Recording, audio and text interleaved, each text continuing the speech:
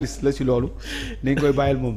waaw daal léegi vraiment daal côté boobu ngay wax noonu xobet yeeg yu kenn xamul man daal dara laa ci xamul maa ngi koy bàyyi ak Vito na ko réglé bu ñëwee fii comme ça mu wax ak yow. mu leeral ko mu leeral la. aja doyen nu ñëw ci kaaw Ndeye Saly Diop moom it démb déglu nañ ko accusation yu ñu teg ci noddam yëpp ca jamonoy mbas ma mu weddi ko fas yéene nañu aussi mu ngi xamal ni bu demee fële ca haute cour de justice. dina daal di layoo ak ñoom moom it aussi cas am nekk benn cas bu doy waar comme nu ñu évoqué Boso Moustapha Diop aussi. waaw xam nga Ndeye Saly mus naa taxaw fii wax ne Ndeye Saly vraiment elle habite Grand Dakar. c'est une sœur à moi. oui. gars yi gis ko interprété ku nu leen neexee dégg naa ci lu nekk gars yi dóor nañ ma si yat ak internautes yi wax nañ ci nekk. demee noonu mais je voulais dire rek par là que Ndeye Saly fut ministre de la République. de la femme famille. et la protection de l'enfant. voilà nekkoon na ko fi mais bi mu nekkee ministre fii. ci Grand Dakar bi nga xamante ni man fii laa dëkk. gis naa ne en tant que Ndeye Saly ministre. gis naa ne def na fi loo xamante ni fii man bon ci jamono yooyu. apprécié woon naa loolu. xam nga lan la. bi mu nekkee ministre elle a réussi. au niveau de Grand Dakar occuper femmes yi nga xamante ni ñoo nekkoon ci Grand Dakar ñu bëri yoo xamante ni dañ fi nekkoon amuñu woon benn. seen problème yëpp moo doon toog benn place nii lañ daan toogee. amuñu woon revenu amuñu woon benn activité boo xam doon nañ ko def. elle a réussi jéem leen occuper autour li ñuy wax ay calabas. loolu gis naa ko li ñuy wax ay calabas mu def ko ci groupe yëpp goxaan yëpp mu organiser leen de sorte que ñoom seen bopp ñu am occupation. occupation boobu mu leen organiser woon noonu. ñoom femmes yi doon nañ ci régler seeni soxla. di ci occupé wu bàyyi toogu mbedd. di wax ci ndaka ci nit wala dara loolu moom gisoon naa ne occupé woon na leen. de sorte que femmes yi bon période yooyu bu jotee ñoom ñëpp ku ci nekk en ce qui les concerne dañ doon nekk di occupé wu ci loolu di def vraiment loo xamante ni daal vraiment doon nañ ci jëlee njëriñ. di ñii mën ci am dara mën ko yóbbu seen kër. ñi nga xamante ne am ñoon benn activité amoon nañu activité. de telle sorte que vraiment loolu nekkoon na lu rafet ci man ma gis ko. mu di leen ci daan leen occuper di leen surveiller di dem ci ñoom guddeeg bëccëg. di leen nemmeeku loolu gis naa ko mais façon bañ doon defee calebasse yi nañ doon décaisser xaalis yi nañ ko doon defee yooyu yëpp vraiment mënuma ci xawma ci dara. fekkaanuma xawma ci tus. lañ doon def mais li nga xamante teg gis naa ko sama bët gis naa ne femmes yi.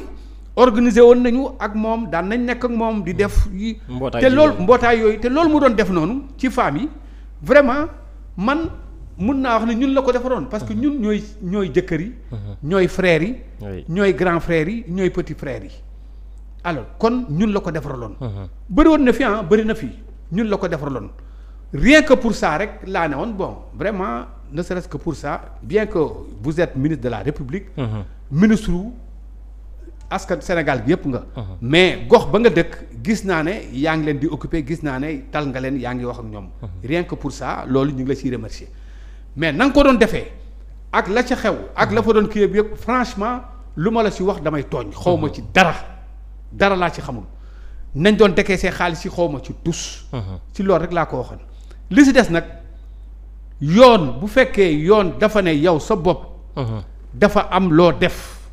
ba tax ñu war a yëkkati sa mbalaanu kirlaay man loolu damay tënku ci yoon dañuy wax dura lex sed lex la loi elle est telle qu'elle est mëntal nekk leneen lu dul la loi bu fekkee yoon dafa dal sa kaw wax ne lii ak lii dafa am yow mi nga xamante ni yow yaa nekkoon ministre bi seul comptable yow yaa mën a taxaw indi ay firnde yu mën a wax ne lii ñuy wax ci yow amul man loolu laa xam xaw ma leneen tey li may wax fii li ma fiy génnee ci kàddu bu fekkee dafa am loo xamante ni dama wax safaan wa suba lu mënti am c'est moi qui dois rendre compte d'abord avant que keneen di rendre compte ba pare parce que am naa ci responsabilité foofu laa mën a yem li ci des le cas de Ndeye Saly na mu doon doxalee ministère am la mu doon doxal ak nit ñi lu mu doon kii franchement xaw ma ci dara musuma koo jegeanoo ma foofu xaw ma ci tus donc foofu rek laa doon bëgg a waxee. c'est une sœur nag bu dëkk fii. Grand Dakar noonu laa ko xamee comme ñëpp mu kii. léegi. li si am ba sam rapport moom aussi dafa dal ci kawam. commission ad hoc bi après bi ñu réunir ñoom ba teg def seen rapport. au niveau de l'Assemblée nationale commission ad hoc bi lu mu wax ci Ndeye Saly lu leer la. comme ni mu ko waxee ci Moustapha Diop.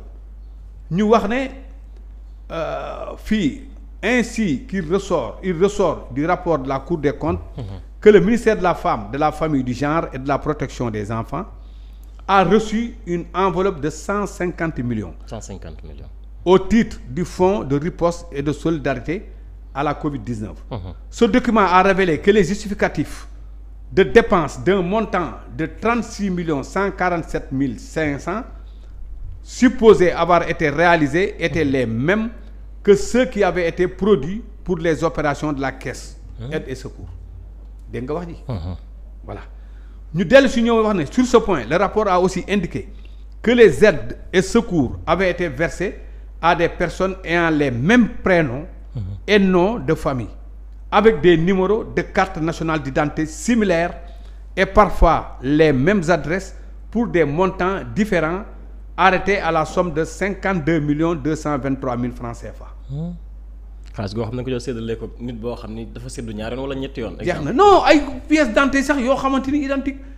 ñu ne entendu par les enquêteurs le DAGE du ministère a soutenu que certains de ces supposés bénéficiaires étaient en réalité des fournisseurs.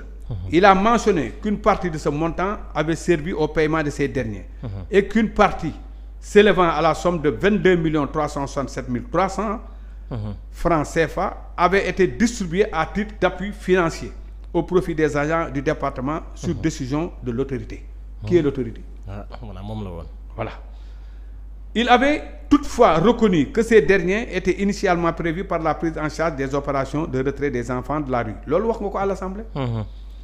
Bon, en outre, pour des pièces relatives à cette issue d'avance dont la sincérité est ainsi mise en cause, la Cour des comptes avait relevé que l'utilisation d'un montant de 4 828 700 francs CFA n'avait pu être justifiée. Ñu ne encore de plus le directeur du centre éducation spécialisée d'expression et des loisirs, la trésorière du GIE Lawtaw, le directeur administratif et commercial de Dakar Actu et la coordinatrice administrative du SAMU social ont affirmé n'avoir signé qu'une seule décharge et ignoré la provenance des autres pièces qui leur sont attribuées et qui ont été produites par le DAGE. ñoom ñoo ko wax. man waxuma ko. ñu dellu si ñëw fii d'autres paiements ont également été effectués au profit des tiers rattachés frauduleusement à des structures ou à des agents à leur insu, avec initiation de signature et usage de fausses références de carte nationale d'identité. L'enquête a aussi révélé des prêts octroyés à des tiers non remboursés. Alors pour yem foofu rek pour war la ne c'est-à-dire il y a des malversations yu am au niveau du ministère ba tax ñoom ñu demander à ce que ñu lever sa immunité parlementaire en tant qu'ancien ministre pour vous mettre à la disposition de la haute cour de justice.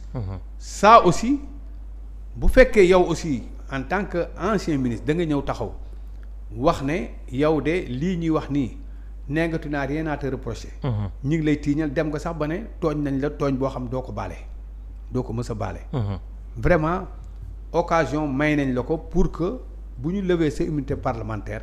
nga dem taxaw ci kanamu ñi nga xamante ni tey ñooy enquêter. ñu wax carrément nga wax ne carrément yow tu n'as rien à te reprocher. amul dara lu ñu lay kiiyee li ñu la waxoon yëpp def nga ko normalement jaar ci man daal loolu laa xam. ci nit buñ la wooyee ci kanamu yoon. pour nga wax ko. mais yeneen discours yi ñu ciy wax yëpp bon ça n'engage que ki nga xamante ni moo koy wax. dégg naa ko nag démb wax na ak xol wax na lu nekk. am na soutien Grand Dakar waa Grand Dakar bëri na fa ñu ma fa xam gis naa ñu bëri ñoo xam naa leen. c'est normal que ñu ñëw soutenir ko parce que quand même ñoom aussi amoon nañu ak moom benn kóllëre boo xamante ni c'est normal ñu soutenir ko. mais aussi nit aussi boo koy soutenir da nga koy soutenir ci kaw dëgg. bon xawma waxuma ne deful dëgg. waxuma ne nekkul ci dëgg ça mënuma ko wax. parce que la xew yoon rek moo ñu mën a àtte ñëpp xam ko. waxuma ne waxul dëgg waxuma ne wax na dëgg mais c'est normal que nit bu ngeen nekkee. mu am foo xamante ni dafa nekkoon ak yéen bu fekkee egg nañ ba foofu c'est normal que ngeen ñëw soutenir ko la ma gis démb assemblée nationale. waa Grand Dakar la ñëpp fa gis yëpp xam naa leen waa Grand Dakar la. alors ñoom aussi c'est normal que ñoom en tant que politique mu nekkoon ak yoon nekkoon seen leader politique. C'est normal que ñëw sur le plan politique ñoom it ñu ñëw apporter ko seen soutien. loolu c'est légitime kenn du ko bañ pour kenn. bon sur loolu man vraiment aw ma si dara lu ma ciy wax. li may wax daal mooy li si des daal mbirum yoon la. espérons que bu demee vraiment dina am suffisamment d'arguments yu mu mën a teg ci kanamu enquêteurs yi pour wax ne moom elle n'a rien à se reprocher. et loolu laa koy souhaiter que mu am dara loo xamante ni reproché nañ ko pour que suba mu mën a delluwaat à l'Assemblée nationale. suba mu mën a continuer def liggéeyam comme se doit. parce que nag après tout bon man nekkuma fi du ma juge. du ma magistrat du ma àttekat du ma député. ba war a mën a kii mënuma wax ne def na wala mënuma wax ne deful. mais li am solo daal ba am solo njortu nañ ne daal am na lu xew ca ministère ba tax moom. loxoom mi ngi ci. loolu ñu njort nag ba tax ne ba naan loxoom mi ngi ci. yoon a koy àtte bu yoon àttee daal vraiment ba ne lii la. bis bu ñu àttee ba ne bokk ci vraiment ñu xam ni bokk ci. loolu daal man laa ci mën a wax. ci kaawu Ndeye Saly. alors doyen ba tey ca haute cour de justice na ni daal des ndax le 8 mai bi incha allah nuy dëgmal député yi dinañ daal di voté lii di la résolution de mise en accusation lu tolloog ci 5. ministre bu 10 heures jotee incha allah bokk na rek ci Moustapha Diop moom mi ni ki timbalaanu kiraayam nag démb moom